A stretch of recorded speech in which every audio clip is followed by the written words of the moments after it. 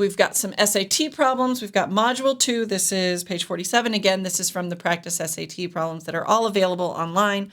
So here we've got how many distinct real solutions does the given equation have? Let's get into it. So when you see a real solution here, the difference between real and imaginary, like there are actually imaginary numbers, right? So imaginary numbers are when you're talking about getting the square root of a negative. And the reason for that, the reason they're imaginary is because if you take like -3 and you square it, well, that's going to give you +9. If you're taking the square root of a negative, the only way that you can get that is by throwing in I, which equals the square root of -1. So that's the only way that you can get that. I'm going to rewrite this in pink. Okay, so I equals, ooh, that made an orangey color, square root of -1.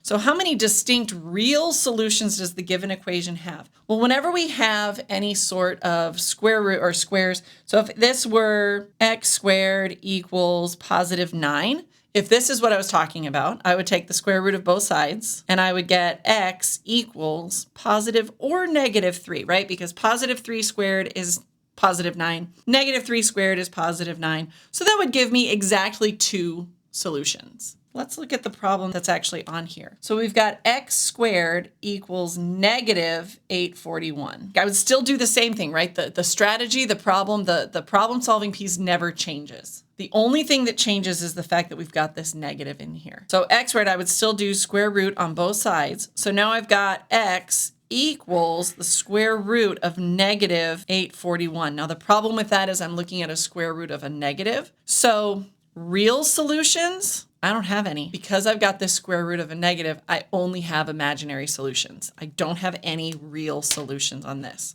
So my answer to this would be D. That's mathed up.